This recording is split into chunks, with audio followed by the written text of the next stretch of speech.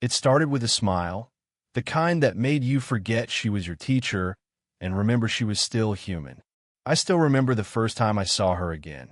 The sound of rain tapping against the window, the soft flicker of a desk lamp, and her voice, calm and careful, say my name like it still mattered.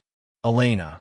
That's what I used to call her in my head, even when she was Professor Vale to everyone else.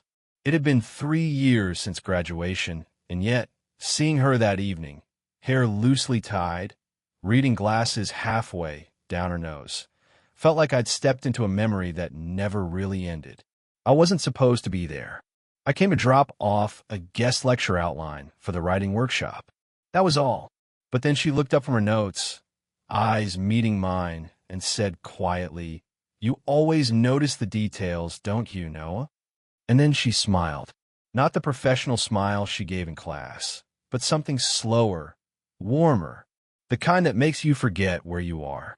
Her office smelled like coffee and paper, the kind of scent that settles into your chest. Books lined the walls, her handwriting marking every margin, small notes and reminders tucked between pages like secrets. She moved with this quiet precision, a rhythm I'd never been able to imitate. Every time she reached for a pen or adjusted her sleeve, my focus followed her. "You've been writing," she said, glancing at the folded papers in my hand. "I can tell." I laughed softly. "That obvious?" Her lips curved, but her eyes didn't quite match the smile. "Writers carry a certain weight. I can see it in your posture." There was again the way she saw people. Or maybe just me. I sat across from her, pretending to study the book titles on her shelf, but really I was listening to the way she breathed between sentences. Calm, measured, like someone who'd learned to keep her emotions under lock and key. "You haven't changed," I said finally. "Don't flatter me," she replied. "I've changed more than you think." Her tone was light, but her fingers tightened around her mug. I noticed. Of course I did. The rain grew heavier, blurring the windows. I could see our reflections faintly in the glass. Her elegant and self-contained. Me, restless and trying not to stare too long. She leaned back in her chair, studying me the way she used to study paragraphs, searching for the flaw I didn't know I'd written into myself. "You're different too," she said. More certain. I wanted to tell her that I wasn't. That I still replayed her lectures in my head, not for the lessons, but for the sound of her voice. That I'd written entire stories about her without daring to use her name. But I only said, maybe I just learned from the best. That made her laugh, a real laugh this time. It cracked through the tension like light through clouds. But then, as quickly as it came, it faded. Her gaze dropped to the floor. "You shouldn't say things like that," she murmured. "Why not?" "Because people like me start to believe them." The silence after that felt alive. The kind that makes your pulse quicken even when no one moves. I wanted to reach across the desk, to touch her hand, to ask what she meant, but something in her eyes stopped me. Something fragile. Regret, maybe. Or longing. Instead, I sat back, pretending I didn't care as much as I did. She took a slow breath and said, "Noah, maybe we should," but she never finished the sentence. Because right then, her phone buzzed on the desk. A name flashed across the screen, one that made her expression falter completely. She turned it face down, looked at me again, and said quietly, "You should go before the rain stops." Her voice was steady, but her hand trembled when she reached for her cup. And I knew, even as I stood up, that this wasn't the end. It was the moment everything started. I didn't go home right away. I sat in my car outside her building, watching the rain drip down the windshield, the streetlights turning every droplet into amber glass. I told myself it was just to clear my head, but really I was waiting to feel less like a kid again. She wasn't just anyone. She was Elena Vale, my professor, my mentor, the woman whose red ink once filled the margins of my essays with phrases like "too sentimental" and "find restraint." And yet that same woman had just looked at me like she wished I hadn't grown up. The next afternoon, I saw her again, not in her office, but at a small coffee shop a few blocks from campus. She was sitting alone near the window, reading a book, the light catching the faint streaks of silver in her hair. I almost turned back, but she noticed me first. Noah. Her voice softened, caught somewhere between surprise and something she didn't want to name. You found my hiding place. I shrugged, trying to sound casual. Writers have good instincts. She smiled, that same small, private smile. Still noticing the details, I see. We sat together. The conversation came easily, like it always did. Too easily. She told me she'd been divorced for 6 years, that her ex-husband still taught at the university across town. We were better colleagues than partners, she said, stirring her coffee. He wanted children. I wanted time. Her eyes flicked to me as if to say she didn't get either. I told her about my failed attempts at publishing, how I lived in a rented apartment above a bar that never slept. She listened the way she always had, quiet, patient, like she was underlining me in her mind. When she laughed, it felt like the room tilted slightly toward her. But underneath it all, there was a pulse of danger, that invisible thread we both pretended not to see. She was 20 years older, once my teacher, now my what? A friend? A temptation? A line I kept imagining myself crossing? I watched the way her fingers brushed the rim of her mug, slow and distracted. My thoughts tangled somewhere between admiration and something heavier, something I didn't have words for. When we stood to leave, she touched my sleeve, just briefly, but it was enough. Her hand was warm. Steady. You should focus on your writing, she said softly. I am, I replied. You're part of it. That made her freeze. Her eyes met mine, steady, searching, afraid to look too long. For a second, neither of us breathed. The air between us felt charged, fragile. She stepped back first. Don't say that, she whispered, voice trembling. Not unless you mean it. And before I could answer, she turned and walked out into the rain, her umbrella catching the streetlight as she disappeared around the corner. I stood there, soaked in silence, realizing that what I felt wasn't a crush anymore. It was the start of something I wouldn't be able to undo. I didn't see her for a week. 7 days of pretending I was fine, pretending I hadn't replayed her voice every night before sleep. Then one afternoon, she texted me. If you're near campus, stop by. I could use your opinion on something. My heart knew better than to go, but my hands didn't listen. Her office door was half open. The lights were dim, a warm amber glow against the shelves.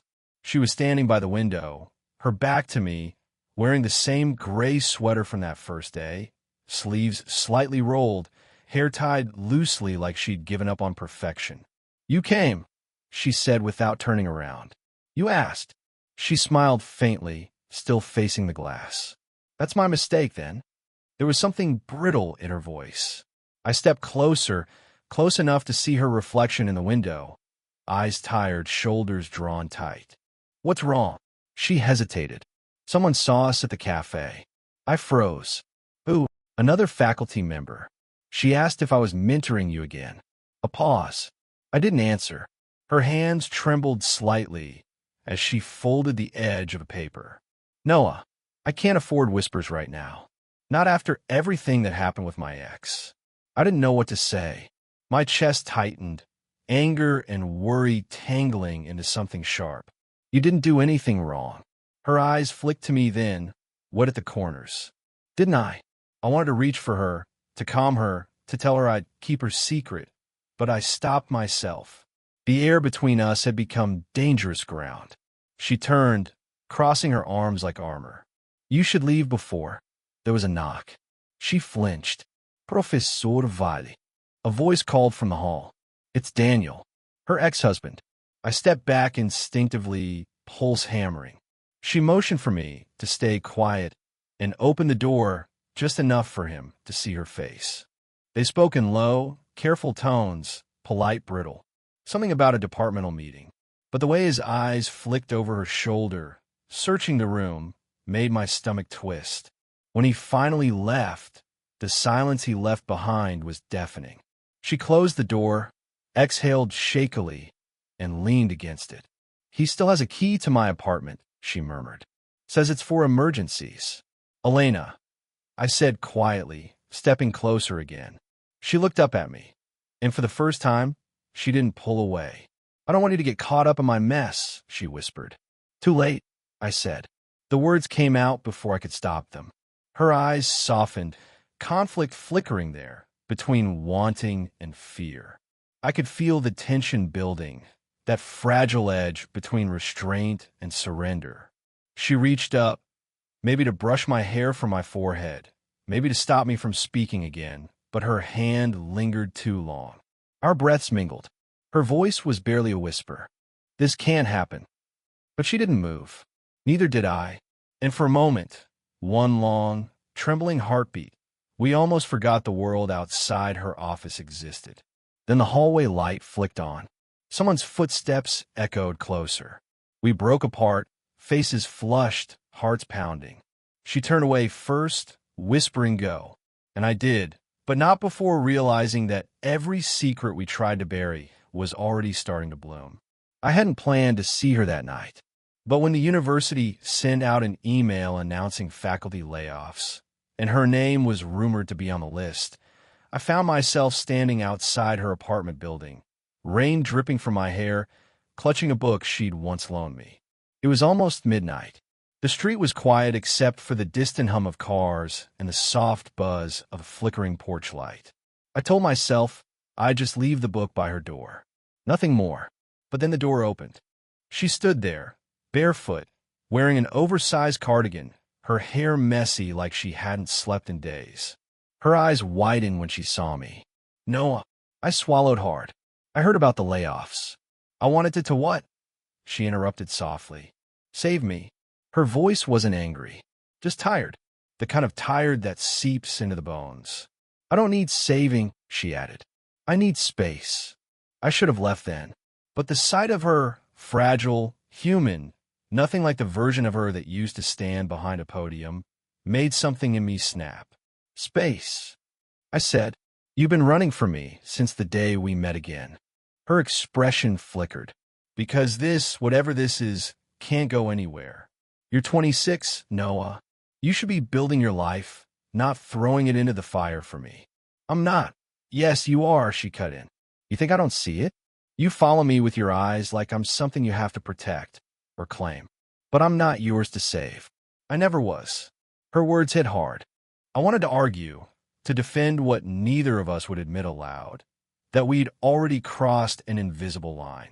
But all I could say was, then why do you keep looking at me like that? She froze. The air between us thickened, every second stretching longer than it should. I don't, she whispered, but her voice betrayed her. I stepped closer, close enough to see the tremor in her hands. You do, I said. You keep saying this can't happen, but you feel it too. Her lips parted, as if to deny it, but then she stopped. Her eyes closed. When she spoke, her voice cracked. You don't understand. When my marriage ended, I swore I'd never blur the lines again. Not with anyone. Not with someone who still believes in happy endings. I don't believe in happy endings, I said. I believe in you. That broke her. She pressed a hand to her mouth, shaking her head like she could undo the words that hung between us. You shouldn't have come, she said. You make it harder to be the person I'm supposed to be. I took a step closer, now only inches apart. Her breath trembled against mine. Elena, I whispered, then stopped pretending. Her eyes flicked to my lips, then back to my eyes. The silence pulsed between us, unbearable and electric. Her hand rose, hesitating midair, almost touching my face. And then, the hallway light flicked on outside. A shadow moved past her window. She pulled back suddenly, eyes wide. Go, she whispered, voice shaking. Please. I hesitated, long enough to see the tears she was trying to hide, before turning toward the door. And as it clicked shut behind me, I knew one thing for certain. Whatever she was running from, she was running straight toward me. 3 days passed before I heard from her again. No texts, no lectures, no quiet invitations that said everything she was too careful to say aloud. Then came an email. It wasn't from her directly. It was an internal notice, Professor Elena Vale is taking a temporary leave of absence effective immediately. My stomach dropped. I called her number, voicemail. I walked past her office, locked. And then, late that night, she called me. Her voice was quiet, like she was speaking from behind a closed door. "Noah, don't come here. Please." My heart raced. What happened?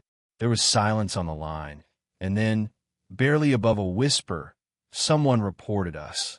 I didn't even realize I'd started pacing until she spoke again. They said they saw us together late, that it looked inappropriate. I told them it wasn't true, but they've already opened a review. Who would? I don't know, she cut in, breath-catching. Maybe Daniel. Maybe a student. Maybe someone who just saw what they wanted to see. The words hung between us like smoke. "Elena," I said quietly, "tell them the truth. That nothing happened." She hesitated too long. "Elena." Her silence answered for her. I remember that night, the almost kiss, the trembling hand that stopped inches from my face. Maybe that had been enough for someone to see. Maybe the line we thought we hadn't crossed was already blurred in everyone else's eyes. "Are you going to lose your job?" I asked. "Maybe," she whispered. "But that's not what scares me." "Then what does?" "You." I froze. Her voice cracked, raw and unguarded. "I've worked my whole life to be respectable, to rebuild after my divorce, to stay invisible. And then you show up with your questions, your eyes, your impossible timing, and suddenly I don't care about rules anymore. That terrifies me." The confession should have felt like a victory. It didn't, because underneath it, I could hear something else, the sound of her letting go. "I asked them to assign someone else to oversee your workshop," she said quietly. "It's better this way. You're cutting me off? I'm protecting you." My throat tightened. "You're protecting yourself." She didn't deny it. The next morning, I went to the department to find her, but her office was empty. The shelves were cleared, the desk bare except for one thing. A single envelope with my name on it. Inside was the book I'd given her that night, and a note in her handwriting. "You always notice the details. I hope someday you stop noticing me." I stared at the words until the ink blurred. Outside, students walked by laughing, the world still moving like nothing had cracked open. But something had, because for the first time, I realized maybe the real betrayal wasn't that she'd lied. It was that she'd told me the truth too late. 2 weeks passed. 2 long, restless weeks of walking past the English department just to see her name missing from the office door. The rumor mill had already moved on. Some said she'd left town, others whispered she'd been forced to. But I didn't care about the gossip. I just wanted to know if she was okay. Then one night, she called. Her voice was soft, like it used to be, calm, deliberate, every syllable careful not to tremble. "Noah, could we talk?" She told me to meet her at the old library, the one they were planning to shut down. When I found her, she was sitting by the window, surrounded by half-empty shelves and boxes of books marked for donation. The air smelled like dust and endings. "You came," she said, smiling faintly. Of course I did. She gestured for me to sit. They offered me a settlement. No public hearing, no scandal. Just silence. I swallowed. "And you took it." I had to. She was wearing her ring again, not the wedding band, but the thin silver one she'd worn when she used to teach. The symbol of who she was before I complicated everything. "I can't come back, Noah," she said softly. "Not to the university. Not to you." Something inside me cracked. "So that's it?" I asked. "You disappear, and I'm supposed to pretend none of it meant anything?" Her eyes glistened. "It did mean something, but meaning isn't enough." "Then what is?" She shook her head. "Survival." I stood up, unable to stay still. "You're not saving yourself.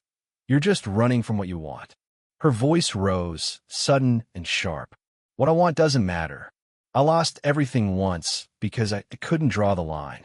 I can't make that mistake again." The echo of her words lingered in the hollow room. We stood there, both breathing hard. Finally, I said quietly, "You're afraid." She looked up. "Of you. Of feeling something that doesn't fit inside your rules." Her eyes softened. "And you're not afraid of what this could ruin?" "I already ruined it," I said. The moment I fell for you. Silence. Long, heavy. She took a step forward. You shouldn't say things like that. I mean them. Her breath caught. Her hands trembled at her sides. You're too young to understand how consequences work. I smiled bitterly. Maybe, but you're too scared to remember what being alive feels like. For a long time, she just stared at me, the kind of stare that undoes years of restraint in a single glance. Then she reached out, hesitated, and touched my face. Her thumb brushed my cheek like she was memorizing it. I wish you hadn't found me, she whispered, because now I'll never forget you. I covered her hand with mine, holding it there. Then don't try to. Her lips parted like she wanted to say something more, but the words never came. Outside, thunder rolled. Inside, the lights flickered once. And as she stepped back, I realized something quiet and devastating. She wasn't walking away from me. She was walking away from me. We stood there in silence, neither goodbye nor promise. Just two people who finally understood each other, even if they couldn't stay. And when she turned to leave, I didn't stop her. Because for the first time, I understood what she meant about survival, and how love sometimes has to live inside the spaces we never fill. It's been 6 months since the night in the old library. 6 months since she touched my face, whispered my name, and walked out of my life without looking back. At least, not where I could see her. I moved across town, started teaching part-time at a community center, writing classes for people who never thought they had stories worth telling. Funny, right? The student becoming the teacher. I sometimes catch myself echoing her. The same phrasing, the same way she'd lean forward when she wanted someone to dig deeper. And when I hear myself doing it, I can't help but smile. She'd probably hate that I still think about her this much. Every so often, I visit the campus. The world there hasn't changed. The same ivy on the brick walls, the same coffee that tastes faintly like burnt paper. Her office has a new nameplate now, a new professor who doesn't know what that room used to mean. But I do. I stand there sometimes outside the door, tracing the edge of that memory. The day she smiled at me and said, "You always notice the details." She was right. I noticed everything. The way her eyes softened when she read, the way she tucked a loose strand of hair behind her ear when she was nervous, the way she always looked like she was on the edge of saying something she shouldn't. And I notice now how she changed me.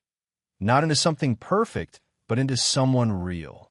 Last week, a letter came in the mail. No return address, but I knew the handwriting. It wasn't long. Just a few lines. You were right. I was afraid of what feeling something might cost me. But lately, I've been thinking, maybe survival isn't enough anymore. Keep noticing the details. That's where love hides. No promises, no invitation. Just a quiet acknowledgement that somewhere out there, she's still remembered too. And maybe that's all love ever needs. Not forever, not the perfect ending, just recognition. Sometimes I think about the what-ifs. If she hadn't left, if I'd kissed her that night, if we'd ignored the rules. But the truth is, love doesn't need to be lived out loud to matter. Some stories are meant to linger in the pauses, in the almosts. Maybe we were one of those stories. Now, when my students write about heartbreak or regret, I tell them, the best stories aren't the ones that end cleanly. They're the ones that leave a mark. And every time I say that, I feel her beside me. Not in the way I used to, not like a wound, but like a ghost of warmth that never really left. Because she was right about one more thing. The details last longer than the moments themselves. Did you enjoy the story?